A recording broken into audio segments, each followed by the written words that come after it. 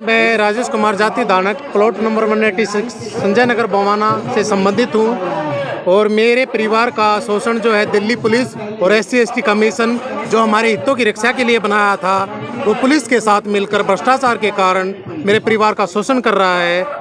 विजय Sapla SC/ST commission chairman, जिसमें पहली घटना मेरे साथ जबकि सुप्रीम कोर्ट का आदेश है SC/ST केस में 7 दिन में इन्वेस्टिगेशन होके 60 डे में चार्जशीट दाखिल की जाती है। पुलिस ने 2.5 साल तक 2 साल तक MLC होने के बावजूद भी सभी घटनाओं पर FIR रजिस्टर नहीं की, जिसमें मैं घटना का विवरण आपके सामने रख रहा हूं। पहली घटना 23 फरवरी 2020 की है, जिस पर हुआ क्या, मैंने अपनी मर्जी से अपने पसंदीदा कैंडिडेट को वोट डाल दिया आम आदमी पार्टी को। बाद में पता चलने पर मेरे परिवार के साथ जाति सूचक शब्दों का प्रयोग करते हुए मेरे बेटे को मारने की कोशिश की, मेरी पत्नी की पिटाई की गई और फिर पिस्तौल की नोक पर ज़बरदस्ती समझौता करा लिया गया। मैंने इस संबंध में DCP बादली, ACP सबको सूचित किया होगा, लेकिन ज़बरदस्ती मेरे से समझौता करा लिया गया। उसके बाद दूसरी घटना हुई 15 अक्टूबर 2020 को, जिसमें 1.5 साल बाद जो है FIR रजिस्टर हुई और 28 जुलाई 2021 को जब SC/ST कमीशन के चेयरमैन विजय सामला के समक्ष ADC सचिन कुमार सिंघल, ACP मनीष लाडला बवाना और मैं उपस्थित हुए तो क्या हुआ, उसके दौरान मेरे साथ 2 घटनाएं और घटित करवा दी गई। 5 मार्च 2021, जिसमें जो कि 15 अक्टूबर की घटना में शामिल व्यक्ति था, बाहर से गुंडे बुलवाए थे मारने के लिए हमारे प्लाट पर, घर पे कब्जा करने के लिए। उससे पहले हमारे प्लाट में कूड़ा डाला गया गाड़ी झगड़ा करने के इरादे से। फिर 10 मार्च 2021, 5 मार्च 2021 को ये जो है व्यक्ति, मैंने इसको पहचान लिया, ये मुझे जान से मारने की धमकी देने आया, क्योंकि ये 15 अक्टूबर 2020 की घटना में शामिल था। फिर 10 मार्च 2021 की घटना को अंजाम दिया जाता है, जिसमें मैं अपने बच्चे को जो है दुकान पे सामान दिलाने के लिए जाता हूँ। हमारा सामाजिक बहिष्कार कर रखा है, वहाँ पे हमें दूर से सामान लेना जाता है। तो पुलिस जो है ना तो किसी भी घटना का वीडियो लिया किसी भी घटना पे, और ना ही कोई हमारा बयान दर्ज किया 10 मार्च 2021 की घटना पे। इसी दौरान 25 मार्च 2022 की घटना 25 मार्च 2021 की घटना घट जाती है, जिस पे मेरे जो 5 मार्च और 10 मार्च की घटना में शामिल व्यक्ति और 15 शामिल व्यक्ति जो है कप्तान डीलर व नीरज शोरूम के कहने पर, व सीमा के कहने पर मेरे पे चाकू से हमला करने आता है शाम को। उससे पहले वह सुबह मेरी वाइफ का पीछा करता, शाम को मेरे वाइफ और ACP किसी भी घटना का कोई वीडियो फुटेज नहीं लेता। तो इसी दौरान मुझे 28 जुलाई 2021 को SC/ST कमीशन में हियरिंग डेट मिलती है। तो SC/ST कमीशन के सामने ACP सचिन कुमार सिंघल और ADC सचिन कुमार सिंघल और ACP मनीष लाडला बोलते हैं कि सर साहब कोई MLC नहीं कटी हुई, जबकि सभी घटनाओं पे MLC कटी हुई है। उसके बाद ये FIR रजिस्टर नहीं होती। फिर ये जो FIR रजिस्टर होती है दोषियों के खिलाफ, वो एक ही FIR रजिस्टर होती है 1146/21 SC/ST एक्ट में। तो इसको न तो हमें पढ़कर सुनाया जाता, न ये बताया जाता कब FIR हुई। और इसी दौरान जो है क्रॉस केस बनाने के लिए जो 1 मार्च 2022 की घटना में शामिल फिर से मुझे सुभाष रजनी के परिवार द्वारा, सुषमा द्वारा और उनके परिवार के द्वारा जान से मारने की धमकी मिलती, उनके नीतीश उनके बेटे सुमित के द्वारा। तो जिसमें मेरे खिलाफ पुलिस जो है दोषियों के खिलाफ सस्पेक्ट चार्जशीट कर देती है। मेरे केस को कोई भी वकील नहीं लड़ना चाहता और मैं अपना केस भी खुद ही लड़ रहा हूँ।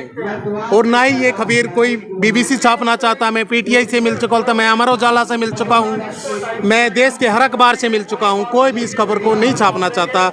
BBC के रिपोर्टर ने तो यहाँ तक बोल दिया कि तुम अपना घर बेचो और यहाँ से भाग जाओ। योगेंद्र जी ने, जो BBC अपने आप को निष्पक्ष पत्रकारिता बताती है, वो भी सरकार के इशारे पर काम कर रही है।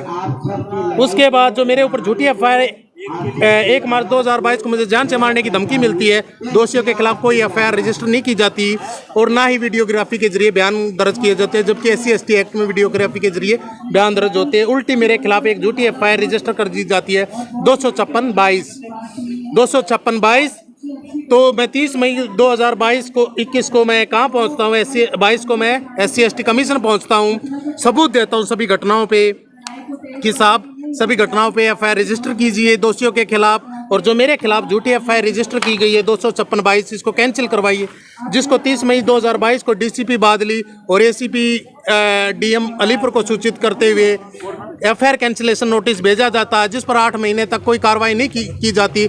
उसके बाद में लोकसभा समिति जो है SC/ST कमेटी, पार्लियामेंट कमेटी जो हमारे SC/ST कमीशन को हैंडल करती है, वहाँ पहुँचता हूँ तो मुझे जो है ATR मांगता हूँ 256/22 एफआईआर पे, क्योंकि एफआईआर जो है SC/ST कमीशन ने कैंसिल कर दी थी 256/22।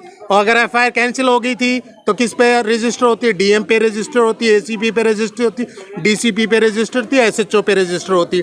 तो पुलिस ने क्या किया, 256/22 का 12 कर दिया, 256/22 का 256/22 एफआईआर को चेंज करके 256/12 कर दिया और एफआईआर को 10 साल पीछे कर दिया। और इस केस में खुद दिल्ली पुलिस कमिश्नर शामिल है, उसके साइन है, मैं सभी सबूत आपके समक्ष रख रहा हूँ। उसके बाद फिर से मेरे खिलाफ छेड़छाड़ की प्रवृत्ति बनाने के लिए 1 मार्च 2022 के बाद लगातार मेरे खिलाफ झूठी आपराधिक झूठी एफआईआर दर्ज जा रही है। फिर से 27 नवंबर 2022 को मेरे खिलाफ एक झूठी एफआईआर रजिस्टर की जाती है 0849/2022, जिसके मैं 28 नवंबर को ही CP देश के सभी कार्यालय जिनको मैंने सूचित किया है ईमेल पे सबूत देता हूँ। सबूत देने के बाद भी है फिर भी मेरे खिलाफ ही एफआईआर रजिस्टर कर दी जाती, क्योंकि मेरी 1 मार्च 2022 के बाद जो है पुलिस मेरी आपराधिक छवि बनाना चाहती थी छेड़छाड़ की प्रवृत्ति के लिए, क्योंकि पुलिस इस केस में अपने बनाए जाल में खुद फंस सकी है। फिर उसके बाद 31 दिसंबर को फिर से मेरे साथ झगड़ा करवाया जाता है 2022 को, और 18 फरवरी 2023 को फिर से मैं पुलिस प्रशासन और दोषियों के प्लान के तहत झगड़े करवाए जाते हैं मेरे साथ में। एक मिनट सर, झगड़े करवाए जाते हैं मेरे साथ में। और होता क्या है, SC/ST कमीशन में जैसे ही कोई आदमी जाता है तो SC/ST कमीशन क्या करता है, पहले तो एफआईआर ही रजिस्टर नहीं करता, और जैसे ही एफआईआर रजिस्टर हो जाती है तो क्या करता है, कॉम्प्रोमाइज़ पे लाता है SC/ST के बंदे को। दोनों मिलके पुलिस और SC/ST कमीशन मिलके उसको ऊपर लगातार झूठी एफआईआर रजिस्टर करती है। ये मेरी एक अकेले आदमी की समस्या नहीं है, ये सभी SC भाइयों की समस्या है। पर मैं बिक नहीं रहा हूँ, नए घुटने टेक रहा हूँ।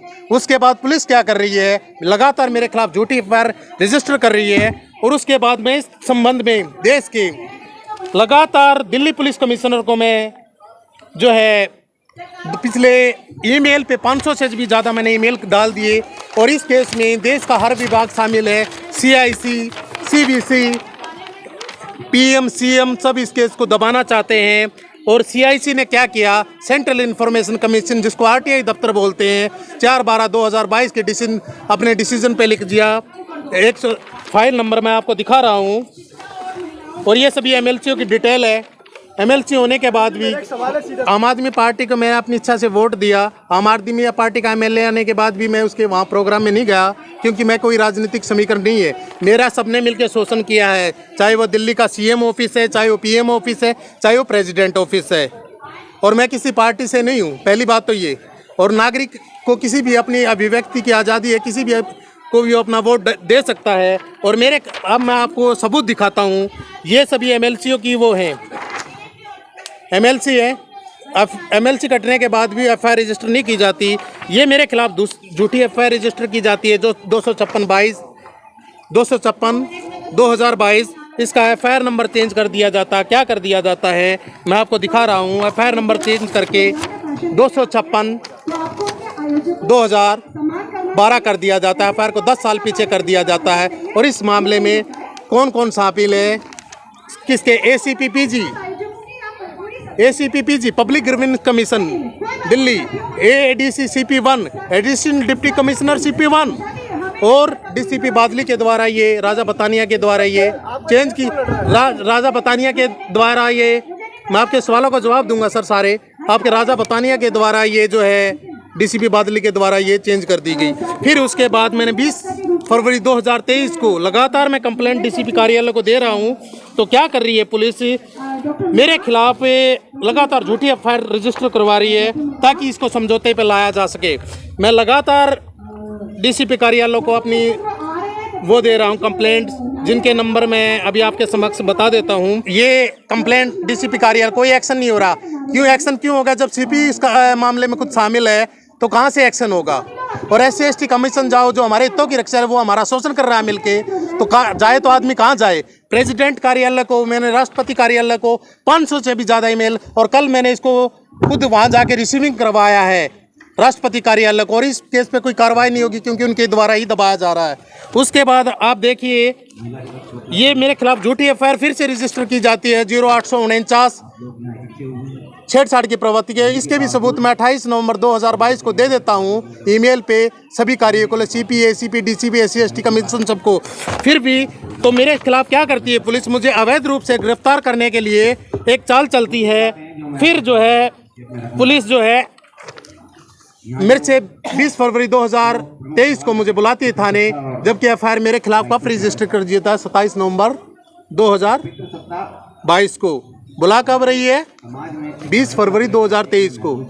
और इसमें क्या करता है, जब मेरे से जो SI दर्शना सिंह है, पहले तो मुझे ब्रेड खिलाती है, फिर बोलती है कि आप ACP के खिलाफ क्यों बयान लिख रहे हो। मैंने कहा मैडम, ACP 27 नवंबर की 22 की घटना में ACP मेरे बच्चों को उठवाने की धमकी देता है, मुझे SC/ST केस उठाने की धमकी देता है, और संबंधित महिला जो है इसमें दोषी हैं, जो दोनों महिलाएं SC/ST एक्ट में दोषी हैं, काउंटर केस बनाने के लिए लगातार पुलिस के साथ मिलकर झूठे आरोप लगा रही हैं। तो मुझे जो है ये बयान लिखने नहीं देती है ACP के खिलाफ, तो मैं इस बयान की कॉपी ले लेता हूँ वहाँ से। ठीक है, ये SI दर्शना सिंह की राइटिंग है और ये मेरी राइटिंग है, और मेरी मर्जी से बयान नहीं देना चाहती, क्योंकि वो 41A का नोटिस दे के अवैध रूप से मुझे गिरफ्तार करके मुझे जेल के अंदर मरवाने का प्लान है पुलिस का। क्योंकि पुलिस ये चाहती है कि किसी भी तरीके से इस बंदे को मरवा दिया जाए, वरना ये हम सबको जेल में अंदर करवा देगा, क्योंकि उनके खिलाफ मेरे पास सबूत हैं। और उसके बाद आगे मैं चलता हूँ सर, आप मुझसे आगे मैं अभी आपको दिखा रहा हूँ। अब मैं CIC पहुँचता हूँ। CIC क्या करती है, CIC जबकि यहाँ क्या लिखा हुआ है, प्रथम अपील, कोई आदेश नहीं।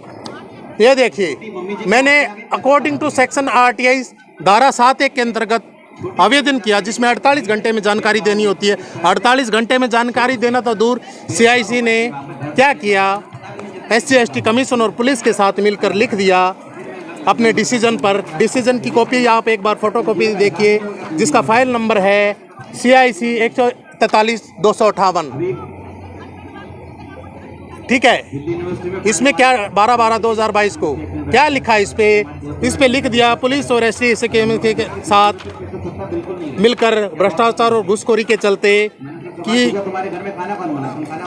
अभी आपको दिखाता हूँ। इस पे 4/12/2022 को CIC में सेकंड सुनवाई हुई, सेकंड अपील की, जबकि मैंने कोई सेकंड अपील की नहीं, और ना ही मैंने सिर्फ RTI में सिर्फ फर्स्ट अपील की थी 7(1) के अंतर्गत, उसमें सेकंड अपील की आवश्यकता नहीं होती। 4/12/2022 को सेकंड अपील हुई, लिख रहा है CIC, जबकि 4/12/2022 को कोई ना क्या था, संडे था, और 4/12/2022 को संडे था, और CIC सैटरडे और संडे को बंद रहता है। ये भ्रष्टाचार का सबसे बड़ा सबूत RTI दफ्तर CIC के खिलाफ है मेरे पास में। उसके बाद साहब आगे जो है इस केस के ऊपर मैंने देश के हर कार्यालय, विजिलेंस विभाग, CIC, आप इन सब की फोटो कॉपी देख सकते हैं।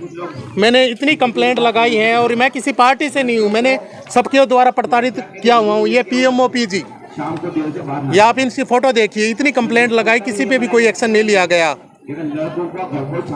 और उसके बाद आप देखिए, ये है प्राइम मिनिस्टर ऑफिस, कोई वो नहीं लिया गया एक्शन। और ये देखिए साहब आपका CM ऑफिस,